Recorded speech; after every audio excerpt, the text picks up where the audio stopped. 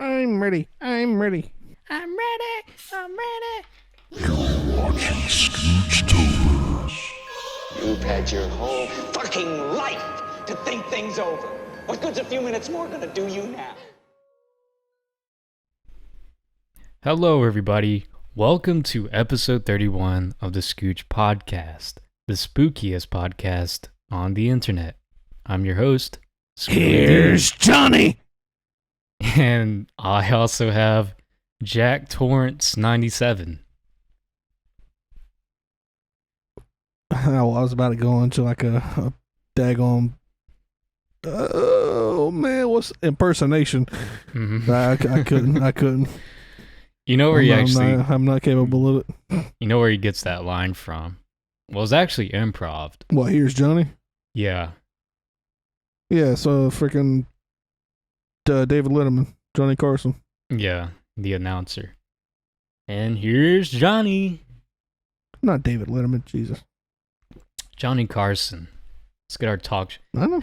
Hey, you want to talk about Jimmy Kimmel for a little bit? No. You sure? Yeah, I'm sure. What about what's the other Jimmy? Fallon. Fallon, yeah. What are your thoughts on Jimmy Fallon? I like. I him don't more think than I don't Kimmel. think he's as bad. I like him more than Kimmel. That's what I meant. And then we have I Conan don't really care for O'Brien. him, but I'm more of a Conan guy. Yeah, I know. If anything, I won't like. I don't remember the last talk show that I've actually seen from start to finish. But I mean, I'll watch like the clips on YouTube and stuff. And it's Yeah, always like Conan O'Brien. I mean, back when I used to have satellite or cable, I would watch like all of Conan, and I can't believe I'm saying this, but I even used to watch Stephen Colbert when he was on Comedy Central. I think he was actually watchable, but right now, doesn't he own the Tonight Show? I think now he owns the Tonight Show because it was I don't Jay know. Leno before, right? No, it was No, I David think Letterman. Tonight Show is Jimmy Fallon. Last I know. Well, what does Stephen? Like I don't really keep up. This is like the late night show or something. The Late Show. So I don't know. What's up with all these late night TV shows? Yeah, it's like every single one of them is called late night. This is just freaking stupid.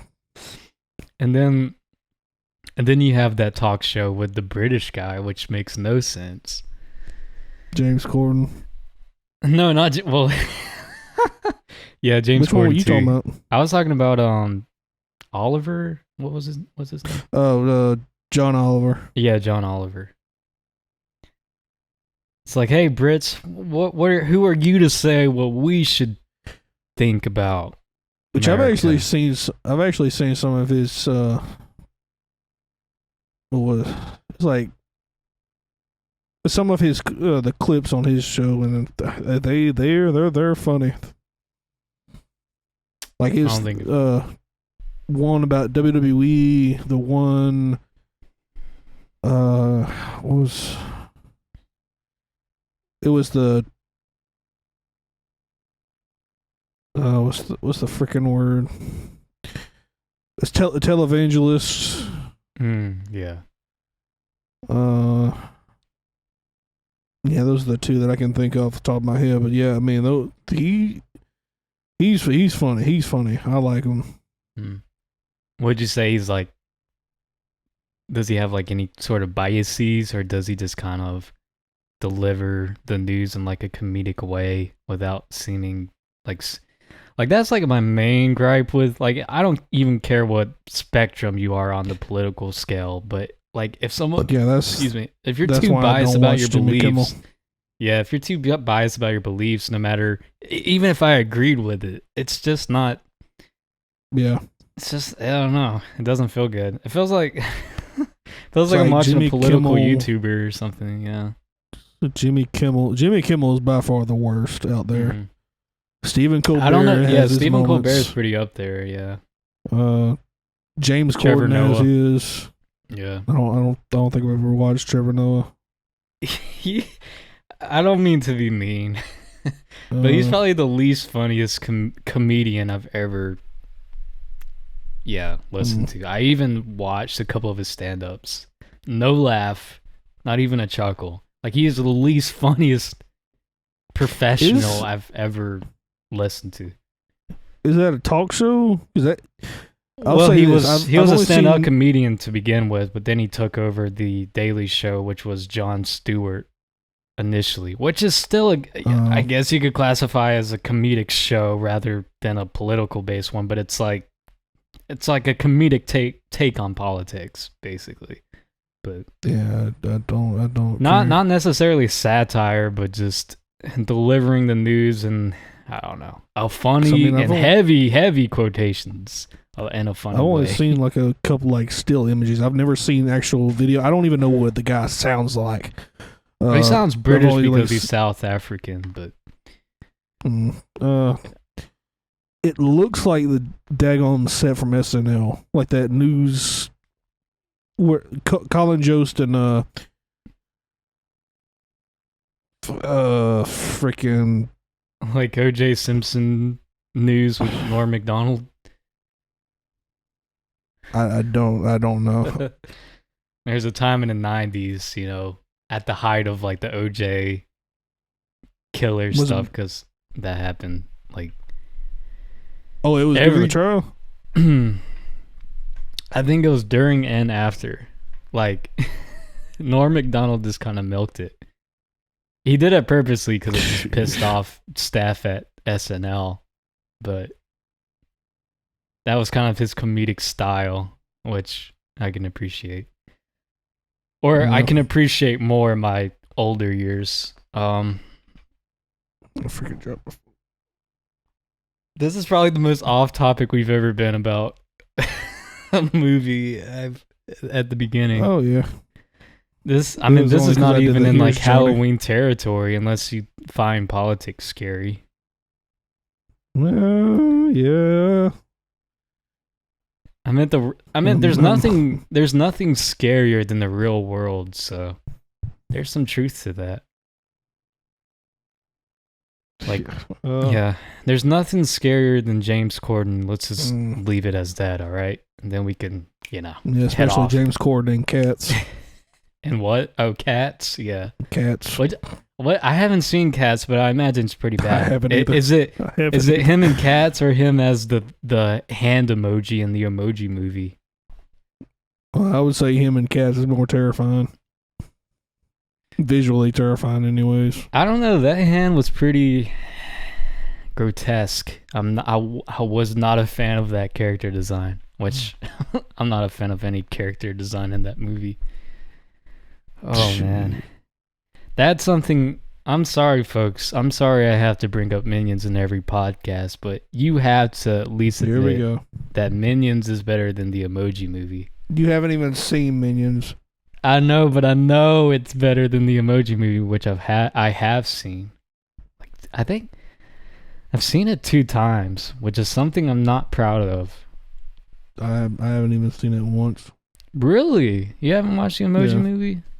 Nope. Well, then you're just talking out of your ass then. You don't even have like a opinion on all this stuff that you're just blatantly hating on. I don't care to watch it. I may watch it one day, but no. Fair enough. Especially with hearing all the bad reviews, I'm just staying away from it. Hey, just because something gets critically panned doesn't mean there isn't some merit to it. I mean, there's a handful of movies I could think of that were just critically panned, but I like some stuff in it. Sure. Like, for example, recently I watched The Empty Man, which I think for the most part, the general consensus is that people hated it. And I remember my brother watched it at the cinema. It's like, that was the dumbest movie. And it sounds dumb, The Empty Man. So I always like joked on it with my brother without like just, not having seen it. And then I was like, you know what? I'm gonna give it a shot. Or if it's nothing I enjoy, maybe there's something there that I can laugh at the very least. And I ended up, after the movie, I ended up enjoying some things. I mean, it's not a great movie by any means, but it introduced. You did rate it 3.5 stars. It does introduce some pretty interesting concepts to it, or something new to horror at least. I mean, there's so many tropes that have been done to death, not in just movies in general, but especially horror movies, that I'm just tired of seeing because I've already seen so many horror films. So maybe on a second viewing that would go down, but just with the context of me just being tired of all the horror tropes, I think it brought something new to the table, which I appreciated. So, speaking of horror movies, what are we talking about today on Scooge-tober? We are talking about The Shining. The Shinning. The act of Shining. kicking somebody in the shin. The Shining, and Dr. Movie puts you to sleep. I'm just kidding. Oh boy. Dr. Sleep. I mean, I we'll get into it once we finish covering The Shining. The Shining, sorry. I have to be grammatically correct on this podcast. Not my choice, but it's The Shining, guys. Wake up, sheeple. Wake up, sheeple. It's The Shining. Wanna start now? I don't know. We're gonna have some maybe credible people on here. So we have to like uphold a standard for ourselves. I think at the very least. No, I'm not gonna change who I am on the podcast. So. Yeah. If people don't like it, I mean, you could happily not watch any further. But what he said. We're busy people. This is how we blow off steam. Is just I mean, if you listen to this, you're a loser like us. Wait a minute. Oh, jeez, I want to go that far. Bring that back. I wasn't even saying we were losers. What the hell, man? You could get out of here. We're all on the losers club. Hell no. I'm not in some Stephen King movie. No, I refuse we're to talking be about a Stephen King movie. I know. We're in the Torrance family. Oh man. We are Jack and Wendy. Oh dear Lord. I love Shelley Duvall in this movie, by the way. Just throwing that out there.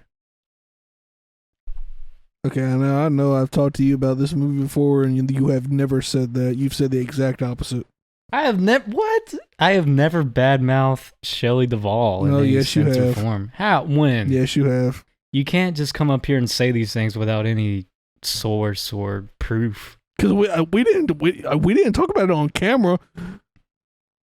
I know, but unfortunately, I mean, who's gonna believe you?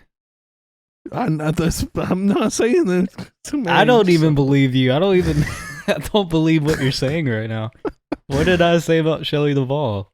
I'm said that you didn't really care for her performance. You thought she sucked, etc., etc. You're putting words in my mouth, sir. I've never held that opinion ever, and I've been watching this movie since I was a kid. I've never had that opinion. Man, I wish I had every conversation we had on camera. You can't gaslight me on this one, man. I know my opinion about this movie hasn't really changed, honestly. All the times I've watched it, my opinions have never changed. Yeah, if anything, I've only loved it more and more. Yeah, I would say I've grown more of an appreciation of it, but I think I've always saw it even from the beginning. But you were just lying about the Shelley Duvall thing, right? I'll say I remember. I want to say I remember you saying. You liar. I'm not gonna say you did, but I. We got fake news on the podcast. Yeah, we were talking about politics earlier. I'm bringing it back. Fake news. JMac 97 is fake news. Okay, folks? JMac Oh, 97 man. is fake news. Next time he uploads on his Shit. channel, just know it's a lie. That's not how he actually feels about the movie.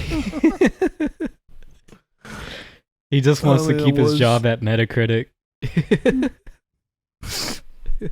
How would you know? I told you that. I told you that in confidence, man. He is a certified reviewer, and if he badmouths a movie with like a political agenda behind it, he's done for. Yeah, why do you think I score like most of my movies like so freaking high? Why do you think he gave Black Widow a 10 out of 10? I did not do that. No, You gave it an 8, which is still high. I haven't seen it, so I can't form did an I give it opinion. an 8? I want to say you did, at least on Letterboxd. I mean, it may have been one of those things where I scored it like a 75, and I just scored like I rounded it up. See, even Joseph lies to himself. He can't keep his story straight. No, because there have been movies like that where I just rounded up or below, depending on how like So to the if I nearest enjoyed digit, it. Yeah, or the nearest star in this sense. yeah. But yeah, this is probably my favorite movie by Stanley Kubrick. Although I haven't seen all of his roster, I'd say Ooh. I enjoyed it more than a Clockwork Orange, and I've probably seen like, I know people will hate me for this, but I've probably seen like the first 25 minutes of 2001: A Space Odyssey and turned it off. Yeah, I'm the same way for the 2001, but I mean, hang on, I'm about to pull up his daggone directed movies. I mean, off the top of my head, I mean, I'd put Full Metal Jacket up there. Shining, I do like more than the Clockwork Orange. We both messed up on it. It's kind of Yeah, it is kind of like a tongue twister. A clockwork orange. A clockwork orange. Say that 3 times really fast. No, I'm good. Justin, Full would you Metal say Jacket- Full Metal Justin, Jacket, would you say you enjoy The Shining close more second. than Halloween Kills? No, absolutely not. Halloween Kills is a far superior movie. Halloween Kills is a great representation of the Black Lives Matter movement, and it is fantastic. It is a masterpiece. Okay, let's end it. Let's end it right here. Let's end it right No, that's there. that's literally what Jamie Lee Curtis said. Wait, what now? In interviews, Jamie Lee Curtis says that Halloween Kills correlates with the message of Black Lives Matter movement, or it's symbolic of it. How?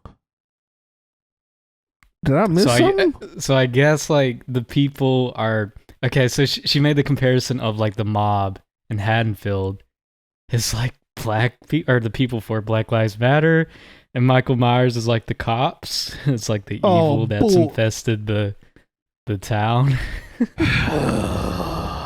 And it's like that's kind of like spitting in the face of the Black Lives Matter movement if you're comparing it to a Michael Myers film. Like that's kind of disrespectful in a sense. I guarantee you, one of two things happened. Either she was told to say that, or even worse, she's trying to be. Oh God! You know what's funny? I just had this conversation with my brother. The woke people who try to like be against racism in turn sound more racist. Sure, you know what I mean? Like, oh yeah. I think my brother described it as secondhand racism, where you're like when you're trying not to be so racist that ends up sounding racist. But that's just a bad take, Jamie Lee Curtis. Yeah. I want to say that maybe a publicist made her say that, but knowing her as a person somewhat, I'm not surprised if she has that belief. see, I don't know that much about him, like personally and all that, like Mhm. political beliefs and all that kind of stuff. Yeah, I mean- did not know anything about that. I mean, That pretty just much makes me dislike the movie more.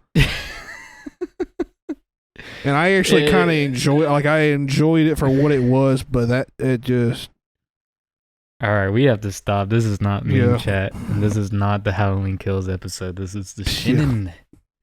The a much Shinin. better movie. Yeah, much better movie. You could much better tell movie from my than- sarcasm. Yeah, a much better movie than most horror films, I would say. Yeah, but here's the thing. I just keep going back and forth. Like, I can never make up my mind between this or Psycho. Like, it's always those two. I haven't seen Psycho yet, so I can't make that comparison. You've never seen Psycho? Mm-mm. Oh man. I mean, I'll probably I'm watch not, it. I'm not gonna say anything because I don't want to build up the hype and have you disappointed in it like all the daggone MCU movies. But it's Well, yeah. can you drop a little hint for me? Does Vince Vaughn's character arc pay off in the end? I'm gonna pretend you didn't just reference the remake. Is Black Widow a better character in Psycho than she was in Age of Ultron?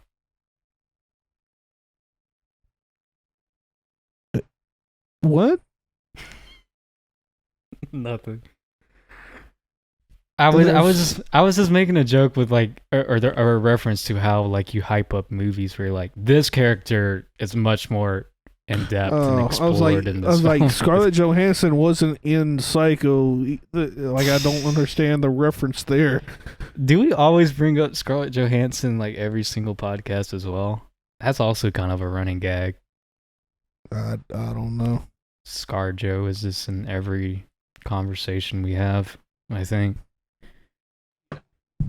Let's talk. Let's just talk about The Shining. I mean, come on. It's about 22 minutes in. We haven't even really talked about The Shining. after this quick commercial break.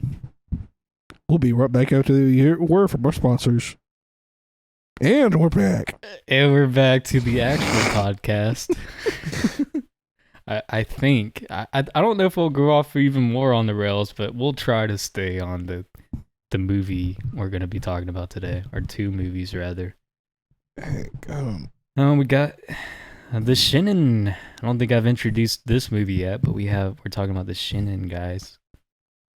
we've introduced it several times and just go back on a tangent. This is the worst film podcast.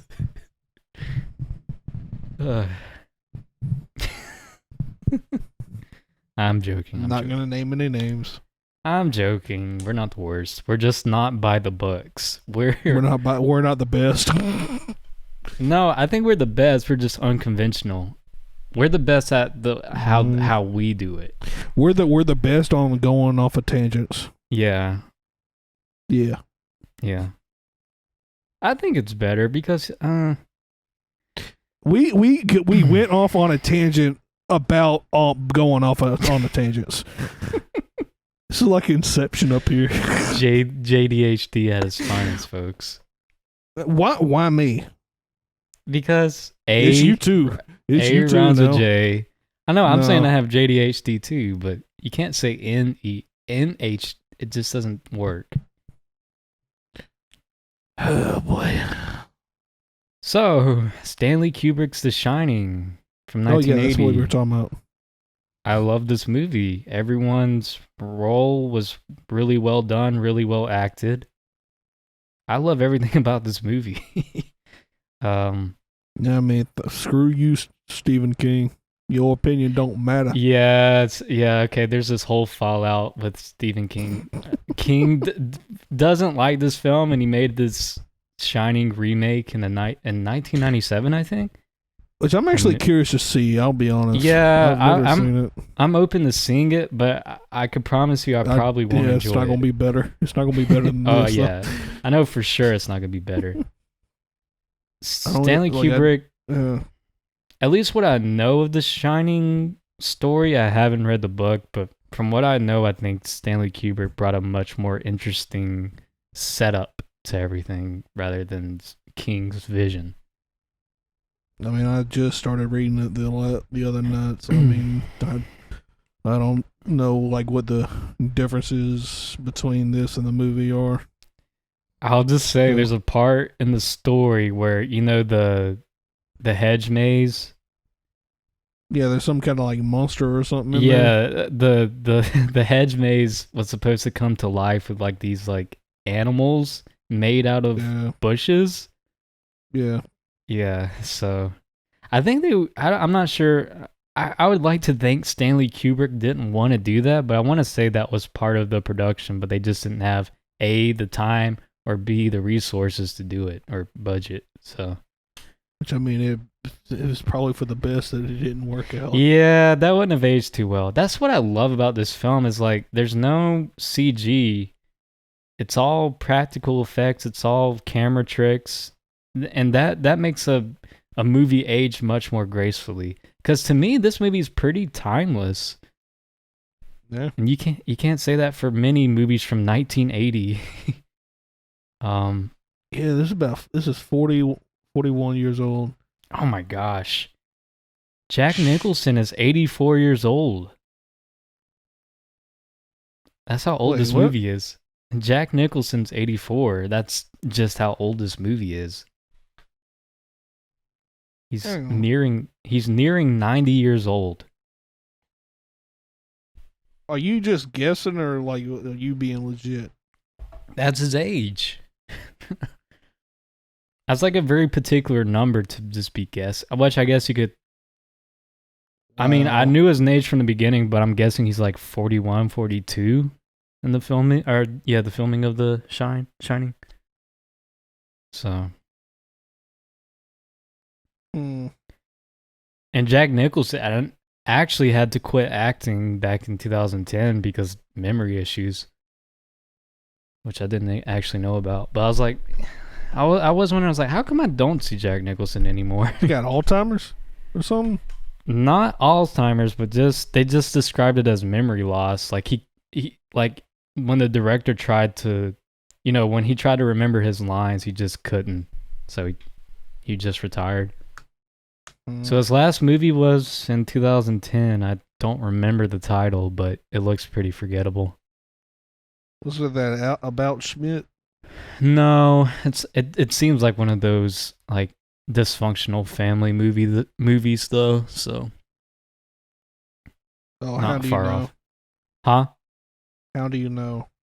I mean, I don't. I just said it seems like it. No, that's the name of the movie. How do you know? Oh my God. Then there was the bucket list, and third to last was Departed. Yep. He was pretty crazy in that one. He's good at playing the crazy guy, I guess. Yeah, The Departed was the last movie that I saw. Like his filmography was. This might be a bit controversial, most but I recent. didn't really care for The Departed. Really. Yeah. Okay, Or we're going Jack on a tangent. Nicholson's. That's a video for another day. I think the last performance I enjoyed by Jack was Anger Management, I think. I thought he was one of, if not the best part about him and DiCaprio were the best part about the Departed.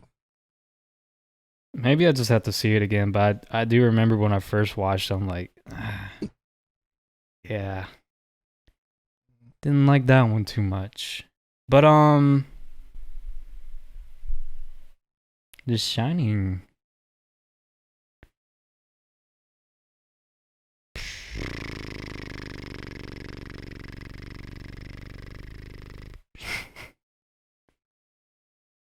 Do you really not have anything to say about this movie? I mean, I do. I was just sitting here waiting for you to keep talking, and all of a sudden, I think the problem is I have too much appreciation for this movie. Like, where do I even begin? well, I mean, you usually do like a little rundown of the plot. You want to go ahead and do it? Oh, I guess I don't have one now, but I could read one for you guys online. Let me find one right quick that's not too long. Again, folks, we are the most professional podcast on the internet. Don't let anyone else tell you otherwise. Yeah, we're totally not prepared for this. Haunted by a persistent writer's block, the aspiring author and recovering alcoholic Jack Torrance tracks his wife Wendy and his gifted son Danny up snow-capped Colorado's secluded overlook hotel after taking up a job as an off-season caretaker. As the hotel shuts down for the season, the manager gives Jack a grand tour, and the facility chef, the aging Mr. Holleran, why do you have to say aging, has a fascinating chat with Danny about a rare psychic gift called The Shining, making sure to warn him about the hotel's abandoned rooms, and in particular, the off-limits room 237. However, instead of overcoming the dismal creative rut, little by little, Jack starts losing his mind, trapped in an unforgiving environment of seemingly endless snowstorms and a gargantuan silent prison riddled with strange occurrences and eerie visions. Now the voices inside Jack's head demand sacrifice. Is Jack capable of murder? It's kind of a weird synopsis of the film, but that's what we're going with, folks. Basically, Jack gets this job as the caretaker of the Overlook Hotel. Danny has this gift called The Shining, and also an imaginary friend, Tony, which is, I mean, it's never confirmed, is it? That it's just him from the future? Yeah, I was about to say, do you know who Toby is? It's Tony. That's what I said. I thought you said Toby. Maybe you have No Way Home on the brain. He's thinking too much about the new Spider-Man. Yeah. Yeah, I'm telling you, I'm just excited for Tobey Maguire to come back. Now, folks, forgive me. I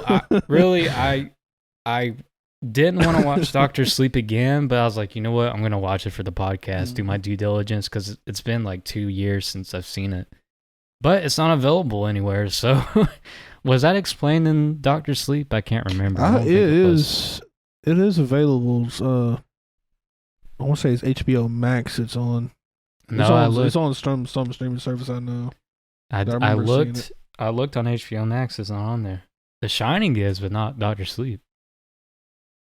No, I know it's available on one of them.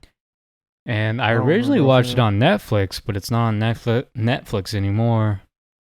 And I checked Amazon Video, not on that either.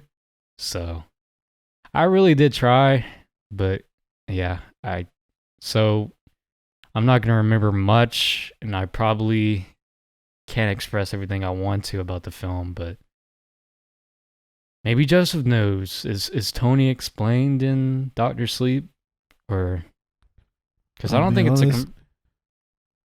it's a confirmed thing.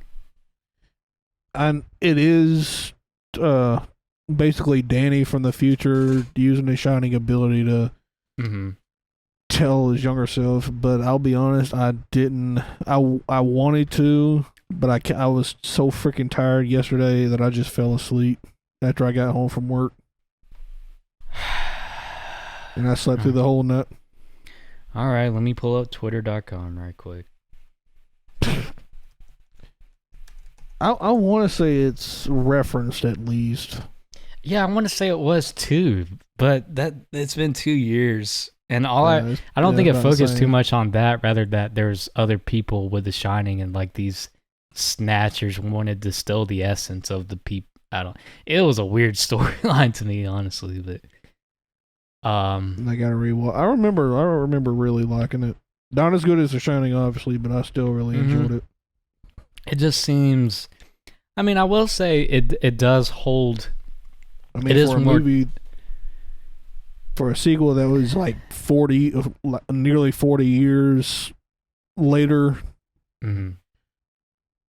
I enjoyed it. That's another thing about Halloween Kills. 40 years ago. I mean, that was only like a couple of years ago because of Halloween 2018. Shining, Doctor Sleep, that was like there's only two of the movies in the I know, franchise. it's just something I remember about No, I know. Halloween Kills where they said that like 10 times from characters. Yeah. Oh my god, that movie's such a mess. That's, to be honest, folks, that movie's more on my mind than The Shining. The Shining's just like a comfort film for me. We should not have talked at all before we did this podcast because we got the Halloween franchise on our minds. Well, I saw you got the Halloween franchise on your mind. Yeah. I mean, for me, I would love to talk about The Shining more. But it's like, it's kind of hard to, because it's pretty much a comfort movie for me, if that makes sense. It's like, it's something I throw on to, like, I don't know, not really reminisce, but it's just like one of those films you could throw on, and I could have it on in the background, but it's also a really good movie that I could just watch all through it again, which I did recently. Yeah, I've seen it so many freaking times. Usually I don't like putting on movies and like not watching it and just like listen to it. But with this movie, this is one of the movies where I can just put on and I can just like look away, do something like clean the house, it's one of blah blah blah, and just hear it. And I know what's happening. I think that's like, I don't know if you could say that's like that's like a trait that goes along with good movies, but for the most part, I think it is. Like, you put on the horror classics, you don't have to pay attention to it, but it's like just a good film to have on in the background because, I don't know, you just watched it so many times. And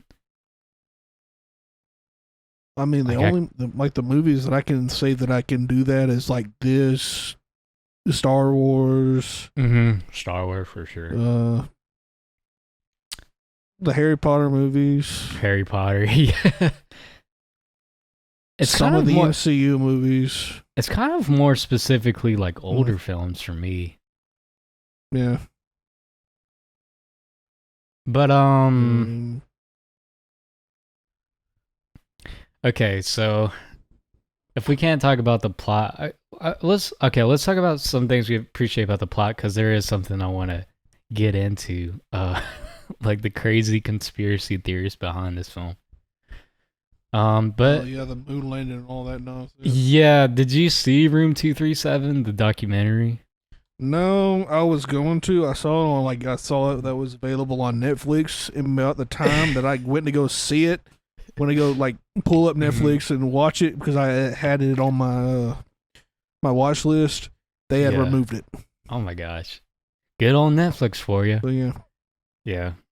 But man, it is so out there. Like, yeah, I don't know all the details about the moon landing BS conspiracy theory, but yeah, I know that's a major one that he helped fake the moon landing nonsense. Yeah. But what was I gonna say? I went blank for a second. I'm sorry. No, you're fine. It's one of the shittiest documentaries I've ever seen. But if you want to have a good laugh of just how outlandish people can be, or like how exhausting it's like such an exhausting way to dissect a film. How these people perceive The Shining. Is the documentary just about the moon landing conspiracy, or is it like documentary about basically everything? Kinda? Okay, so they grab like these people, like random people. I don't even know if they have any credibility to them, but it just seems like random folks, and it's like their story of how they. I don't know. I would have to research it further to really have context or a grasp of it. But I mean, it's just like regular everyday folks from what I've seen, and it's like their perspective or their idea of what The Shining is about, or like the hidden secrets within it. And some of it is just, well, not some of it, all of it is just like grasping at straws. Like, these people are just kind of crazy. I don't mean. Have they actually seen the movie? Yeah, of course. But Well, Stanley Kubrick as a filmmaker, he always likes to put like these innuendos or like a hidden Oh, I message know. within somewhere. Yeah. I don't think that's the case for The Shining.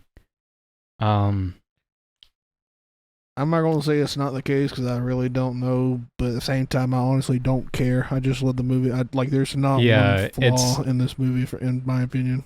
Yeah, I'm inclined to agree with you, but I think that does add to the film that there is such a mystique towards it, and there's still people talking about it to this day. Like, even though I don't believe any of it, I think that adds to the film, of just like it standing the test of time. That people are still trying to dissect it, even though there's nothing to dissect, if you ask me. But just as a film on itself, without the trying to, unravel the mystery that's not there, I'll go ahead and say it's a perfect score for me. Yeah, same. But yeah, I know a lot of people bring down like Shelley Duvall's performance and this and that. She was perfect for that role. I mean, she was. For that role, Yeah. she's perfect for that role. Just the contrast with Jack. I mean, her acting wasn't bad. Like the line delivery, I didn't find. I mean, it was just Shelley Duvall. I guess if you have a problem with Shelley Duvall, then maybe there's something wrong with you.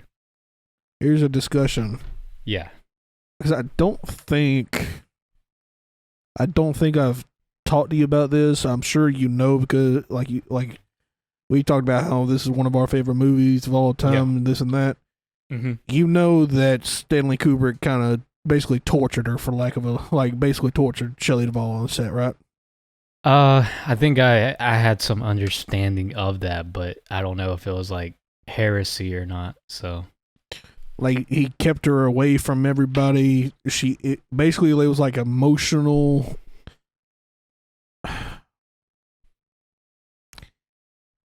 Is that why she was on that Dr. Phil appearance? That's what people say. Is that I know? Basically, Stanley Kubrick. She was on a downward. Excuse me, downward spiral. I feel bad for her, but if that's the case, like, was it justified? Because she did get a decent, at least, performance, in my opinion. I mean, you have she to was kinda, believable, and especially at the end with when the "Here's Johnny" scene. Well, here's my thing. Okay, I'm not saying I agree with it in the slightest, and I would discourage filmmakers to do it. But as an actor going into the industry, you kind of have to expect some of that, and you can always walk away from it. I think. I'm not, familiar with show business, but I think you can disagree and quit. I want to say you sign contracts, or at least with like multiple pictures, like franchise. If movies, I don't know if there's any kind of legal. Yeah, if he did that afterwards without her knowing or consenting with a contract, then yeah, that is a fucked up thing to do. I don't know if that's the case. I don't know anything about, all of that. Maybe you know more information about it, so I can't really speak on it. Let's see if I can find out, because I can't remember all the stuff that he did, but I remember the whole keeping her away from everybody, trying to make her feel isolated. Mm-hmm. And there's a discussion, like a theory kind of thing, like in the "Here's Johnny" bathroom scene when she's saying, "Jack, stop, Jack, do this, just leave me alone," kind of stuff. She's actually talking to not Jack Torrance, but Jack Nicholson. Mm-hmm. Yeah, I just don't have enough. I don't know much about the situation to like talk on it, I would say. But if all of that is the case, if you're asking the question, do I find it justifiable that we get such a great film out of it? Oh, that's a heavy-handed question, man. I mean, I'm glad it happened because Shining is one of my favorite films, but I mean, a lot of good things come out of bad situations. There's like a silver lining to everything, but I'm not saying I'm all for it, and if The Shining never happened, I'd be fine with that too. But I am glad that we got the film. I don't disagree if the practices are true, but I wouldn't say it's justifiable. But I'll just say that I do appreciate if this was like a wholly bad experience, I like the silver lining that came out of it. But what I have found, Duvall's role was extremely tiresome as she would have to run around carrying Lloyd, Danny Lloyd, who played young Danny, crying and screaming for 35 takes. To be in the correct state of mind, Duvall would induce emotional pain and sorrow by listening to sad songs on her Walkman and reliving unhappy memories. Yeah, well, I mean, that's just kind of part of the acting craft. I mean, I don't want to sound insensitive, but it doesn't sound that bad. No, that's. I remember it was something. Well, finding extremely laborious to wake up, cry all day, quarter schedule. How many days of filming was it? Hang on. I don't know, man. I don't want to sound sensitive, but it doesn't sound that bad. The most difficult scene would be the baseball scene for Duvall, where the tour had taken 127 legendary takes, the highest number of takes in any film according to the Guinness Book World Records. Which Duvall scene? ended up with the baseball bat scene. Oh, really? When Duvall had hit him. Yeah, 127 takes? Yeah. Oh. Wow. Ended up with a hoarse throat, raw wounded hands, and severe dehydration. The primal scream therapy she underwent caused immense torment and emotional anguish, which somehow proved cathartic. For every time she went back home, she would feel at ease.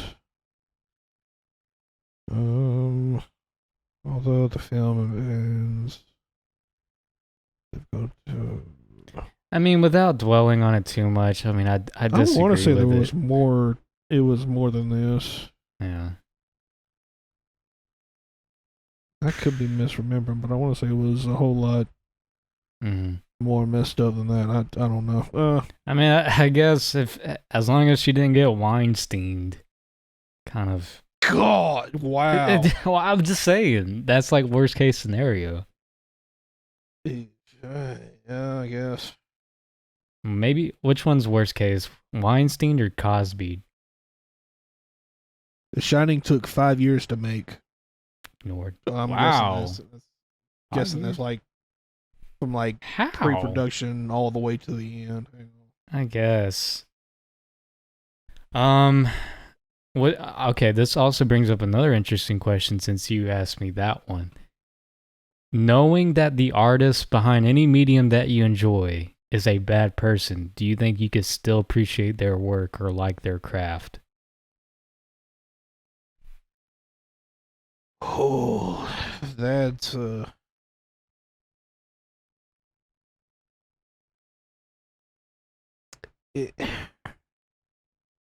In other words, do you still watch The Cosby Show? I've actually never watched The Cosby Show. Really? Okay. Yeah. Hot like I take may have from seen Mr. like J one Man. episode. And I used to watch it. Like it's like one of my mom's shows, but it's just never. It was a good show. Been one of it mine. wasn't terrible. I'm much. But, Okay, I'm not gonna get into that because I know I'm just gonna leave you shocked. So I'm not gonna say it. What? I was just saying I enjoyed it more than Full House. I mean, I was more of a Full House. I was more of a Sanford and Son. Andy Griffith and. Yeah, I did like some Andy Griffith. Yeah, Little House on the Prairie. Actually, I've never seen Little House either. Really? Okay. Yeah, that's another one of my mom's favorites. It definitely seems like a show I wouldn't like, but there are some really good stories or real episodes in that show. But anyway, But I I mean, digress. as far as that question, it's a case by case scenario. Like, what did the person do? Okay, I'll they ask you like- this: do you enjoy it Jeepers depends. Creepers movie? Like, I've only seen 1 and 2, and I haven't seen them in Okay, do you? Well, how did? Okay, what are 10 your feelings years on the at first least. one? I remember liking it. Okay, the director has been caught with child porn and abusing a young 12-year-old boy, I think. Also got released out of prison even after that fact to make Jeepers Creepers 3. So, how do you feel about Jeepers Creepers?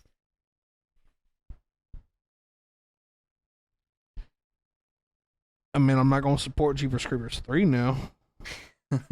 No, I think me and my brother watched like the first 30 minutes and it was just schlock. Well, not even schlock, I'm because sure it schlock was. schlock implies that you enjoy it. It was just bad. I'm sure it was. But yeah, what's a good one with like a tragic backstory? I mean, my first thought was when you said that was Mel Gibson. Mel Gibson, yeah. That's usually the first one that people throw out when asked that question. I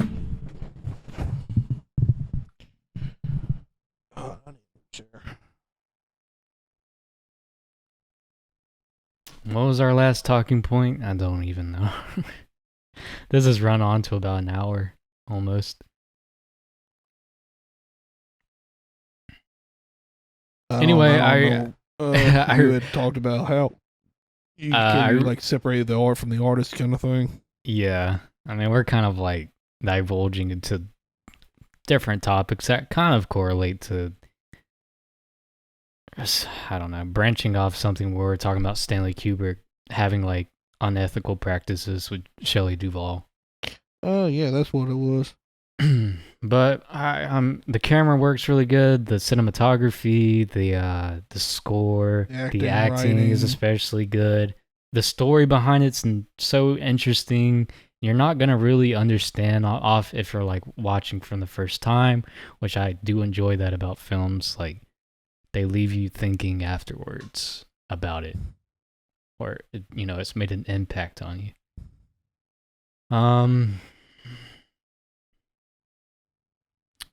Okay, I'll ask you this, which is interesting. Grady, the ghost, he lets out Jack Torrance from the freezer. How, though, if all these are just kind of like visions or ghosts in a way? How did Jack get out of the freezer? That's kind of an unsolved mystery. The Grady let him out. I know, but he's a ghost or like a vision. So does how is the old lady in room 237 able to do that to Danny? Maybe he did it to himself. That interesting counter. You sound like Jack. I know that. I mean, that's why that scene was there. It had its purpose. Like everything Kubrick does with every scene has a purpose. But some people took it too far and thought it was about the Holocaust and things like that. Wait, what? So on the documentary, one of the guys, he concluded that there was some underlying connection with the Holocaust, that Kubrick was trying to tell about the Holocaust because Jack was typing on a German typewriter that translated to eagle, and eagle was like a main symbol in the Holocaust Nazi party or something like that. So really grasping at straws here. That was it a guy or a girl? That was a guy. He's got no life. He needs to get himself a girl. Which brings up an interesting thing with the one of the women that we're speaking about the film. She was just like infatuated, or just like, she directed all of her attention to the window in the beginning scene in the office when Jack takes on the job. The The bright window in the background. She's like, that doesn't make sense with the hotel, with how it's structured. How is there a window there? It's like, oh my gosh, dude, it's a set. Like, I'm sure there was no intent, or it's just like a mistake, maybe. I don't know, man. The documentary, it's funny, but it's exhausting and just eye-rolling. But if you want a funny watch, I would recommend it to anyone who's a fan of The Shining. Here I was thinking it was like a documentary about the making of the movie. No, that would be much more interesting, but... God, money.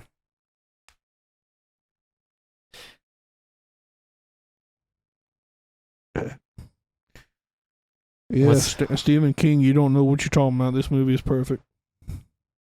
What's another, like, another thing that happens that's, like, much of a mystery? I guess most people would say the ending scene, but you could just see that as, like, that was another incarnation of Jack, and he's just, like, reincarnated. Or something along those lines. I heard what the explanation was for that scene, but I can't remember it. I think it was something along those lines. I heard it a while ago. Yeah. I can't. Yeah, this sounds right, but I'm not 100% sure. Yeah, it's just difficult to talk about this one because, like, everybody knows the greatness of The Shining, and if you don't, just go watch. Well, everyone but Stephen King. Yeah. But I don't know. I like Stephen King, but some of his work is pretty out there. Boring. Yeah. I think Fizzgeek told me, I think it was like multiple thousands of pages. Yeah, it's a big one. It's like, how much can you talk about these kids that are tormented by a demonic entity to take form of a clown, but also various other things? Like, I don't remember how long the whole scene lasts in the book, but I know there's some kind of like orgy something with the kids. Whoa. All right, Stephen King, we got you on a watch list, pal. I don't know if it's I'm not saying it was when they're kids. I don't remember if it was like I never read the book, so but I know there's some kind of scene with that happening. I'm assuming it's when they're adults. I don't know. So you're just throwing out false accusations over here. No, I never said it was when they were kids. If I did, I don't. You did, but it's all right. It's just, I don't know. I love The Shining. Just go watch it. There's plenty there for, I wouldn't say everybody, but like if you're an avid film buff, I would assume you've already seen it and enjoy it. But if you haven't, it's a great watch. Not a traditional horror movie, but I think it's a great watch for Halloween, or the month of October, that is. It's a good watch anytime, though. Yeah. James, my co-host is not lying. So yeah. Shut up, Stephen King. Shut up, Stephen King. Yeah, 10 out of 10 for me. 100%.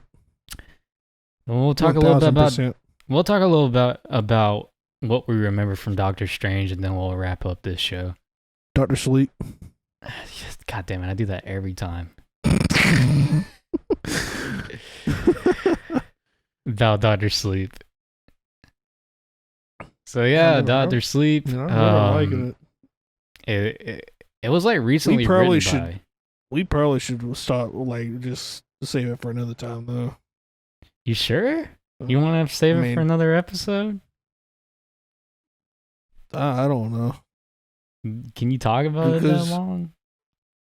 Like, I gotta rewatch it. I don't, like, I remember really enjoying it, but I don't, Like I remember bits and pieces of what happened, and Well, I'll say this: Do you But- care? Do you care enough about what you saw that you want to watch it again and explore it more through dialogue, or do you just kind of want to, from what you remember, talk about the things you appreciated, maybe some things you didn't like, and just call it that? I mean, I'll just keep my thoughts very brief and Mm-hmm.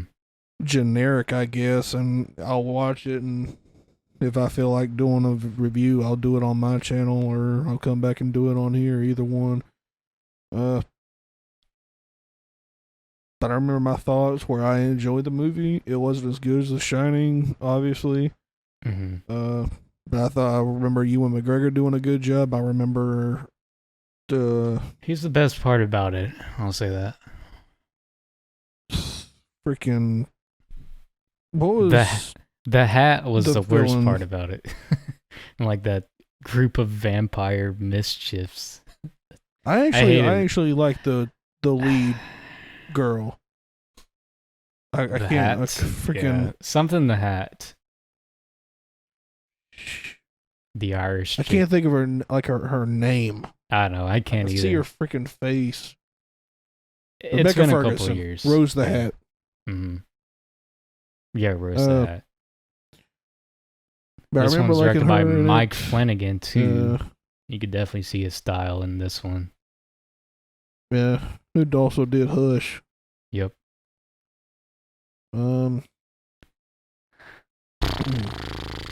For me, I don't know. Yeah. I guess if I didn't see it as like a direct sequel, like to live up to The Shining, maybe I appreciate it more. And I do like some of the connections it does make with The Shining. It does make sense. But part of me wants And this to just be another story.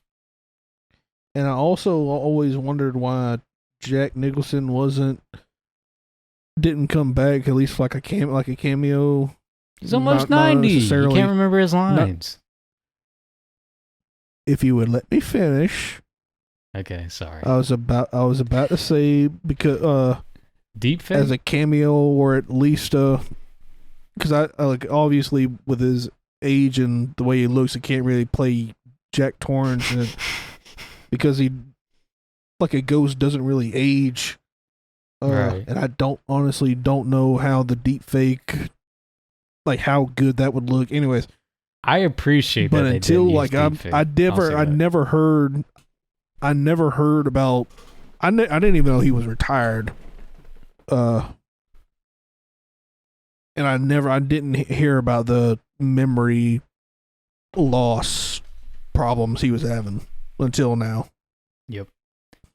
So I'm assuming that's more than likely why he didn't appear in it. I mean, how would he make his appearance? I mean, he could be just like a stranger or something, like just like a small cameo, like a Stan Lee level cameo or something. I guess would that really heighten the film in any way, or Oh, just be like an Easter egg. I know, If he couldn't but, be like Jack Torrance. I mean, does that really add anything to the film for you though? Just like having that little dopamine rush of like, oh, that I get that, which is kind of how I feel about the whole movie as a whole. It's like, oh yeah, I remember The Shining. It's kind of like that. Mm. Kind of an unnecessary sequel because King like wrote it pretty recently with the film release. Like I want to say he wrote it in 2013. 2013. Yeah, so not far off. I just said it. Yeah, I know, but anyway, yeah, I wouldn't say it's a cash grab, but it's more of a, movies more and more feed into that nostalgia, and they don't know how to make a new property, a la Halloween reboot, not reboot, but reboot continuation. It's like, just come up with something new, people. Come on, let's do it. Let's do it together. I gotta rewatch it. I guess I have to too, but just from what I remember, I'm not saying it's a terrible movie. There were certainly things I enjoyed about it. Ewan McGregor being one of the standouts for me, mostly because I just like him. But yeah, he's about to stand out in pretty much everything, minus Birds of Prey. I still haven't seen that. You're not gonna like it. I can go ahead and tell you. And I like some of that, him referencing, like there's more of a play of alcoholism, which Kubrick didn't explore all that much with Shining. I liked how it delved more into that original storyline that King had with the original book and Doctor Sleep. So, incongruent to that, I did really like that element. But I don't know, the vampires, if you could call them that, soul suckers, whatever. I don't know. It's like, is this a Shining movie? Like, what is this? This feels more like Hollywood. Grab your attention kind of thing. Like, there's really not much appreciation for like actual film anymore, and current landscape of Hollywood. So some of that had my problems, but there was like some good lines to it, but also some really bad ones. I can't remember verbatim, but that's always been like a mental note in my head. But I'm just on the fence about it. It's like a 5 out of 10 for me. It could go up or down with a second viewing, but that's just how it stands as of now for me. I didn't know you freaking rate the Doctor Sleep. I said as it stands. I said it could go up or down with another viewing if we do something. I'm not saying you have to rate it. From what I remember, I mean, you rated it, so I just feel like I have to. If I jumped off a bridge, would you do it? Yeah, you're right. Go ahead, end of the show. Yeah, I mean, I don't. I'd probably give it like a 75%. That's fair. From what I remember. Fair. I could see that. But any concluding thoughts? We're about to shoot a meme chat, so that's what we're all trying to get out of here for. Yeah. Meme chat. So yeah, you can trying to get out of here before Darius falls asleep. Yeah, exactly. So yeah, become a subscriber for $2 a month, and you'll get the full episode on Spotify for meme chat, not this one. You can watch this one for free anywhere. So we're about to film. You're meme welcome. Chat. I was just making that plug. Sorry for shameless plug aside. This has been episode 31 of the Scooch Podcast. Thank you for joining us today. We will see you in the next episode. What we'll talk, well, either next episode will be something really big, audience, I don't know. And I'm not even going to say what movie. It'll just be a surprise, because usually I want to say the movie we talk about next, but nah. I don't know. You'll just have to wait and see. But yeah, go subscribe to watch Meme Chat. That's all I'll say. It's The Walking Dead. It's The Walking Dead, yeah. It's one of the inspirations for sure for The Walking Dead. It's the inspiration for every zombie movie. That's a pretty big hint. Oh, that's basically just telling everybody what it is. Which that wasn't the first zombie movie. At least I don't think it was. Zombies as we know today, it was one of those films, but I don't think it was like the first mention of a zombie in film. Well, I would say zombies have been in film like since the 20s and 30s. Yeah, that's what I was saying. But like zombies as we know today in popular culture, it brought that wave of zombies. Well, I wonder what you're talking about.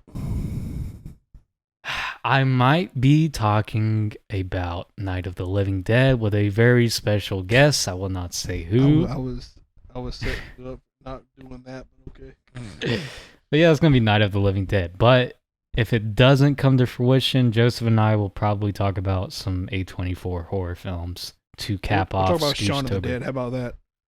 I would actually be totally down for that. Yeah, it's been a while since I've seen Shaun of the Dead. Yeah. Well, we might do Shaun of the Dead and then end Scooch-tober with A24 horror films. Would that be a good send The off? Strangers. Scoochtober. Just there's too many movies. The Strangers. There's only a week left in Strangers. October. There's only a week left. That's 7. That's 7 movies. Okay, you're gonna talk about 7 movies. I can. Mash out. Mash out.